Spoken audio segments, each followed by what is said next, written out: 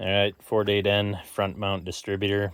Just kind of a quick video. I was having some issues with how she was running, and so I'd actually replaced points, and that was my the biggest thing really that helped me. So points kit, not too bad there.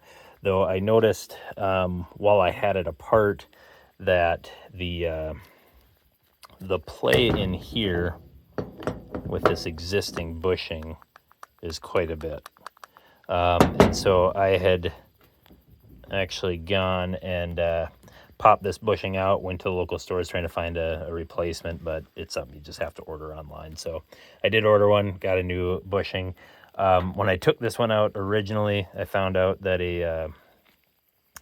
this was an 18 millimeter socket, fits perfect for knocking that thing out. So you can just do that, plop it on there, and then use your favorite hammer to smuck that out. So that fit perfectly in there. And then I ended up having to put the old one back in because I needed the tractor before I got the old one or the new one here.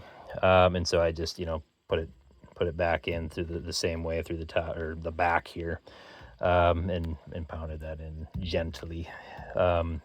So the only other thing I'm going to note, when you do, or if you do points and you have it taken out of the tractor anyways, because you need to do points, you may as well take this out. So you take the clip out here, and then there's one screw that goes into the side for setting your timing.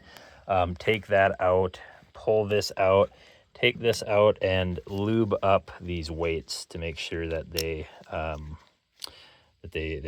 move freely. So on mine, I did points, put it back in, and it ran well at idle, but when I'd rev it up, it would get real choppy. So I pulled it all apart again, and then that's when I actually pulled this thing apart, found that this bushing here is a little loose, but I also lubed the crap out of these weights, and then it actually ran decently, so better than it has, say at full throttle, so it wasn't choppy like that. So I'd say if you're doing points, you might as well, you got it out of the tractor from the front mount, you might as well pop this out, check to see if that's loose or not, or maybe just order one, but do your points and then lube the weights up as well. So then when we put it back together, you don't have to deal with that. But yeah, otherwise, about the only other thing I would say is that I have been leaving the distributor cap on when I've been pulling it, and just pull the 2 bolts, pull it out as one whole deal. These things are honestly pretty easy. There's only one way they can go in. So as you can see, this shaft, it's just flat, but it is slightly offset, as you can probably tell.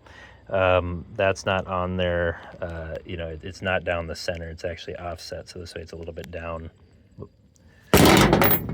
over there, now it's down the top, but so this is shifted down slightly. It's the same thing on the tractor itself, so you can only really put it in one way, so not a big deal there, but otherwise pretty straightforward setting points. I mean, there's tons of videos on there.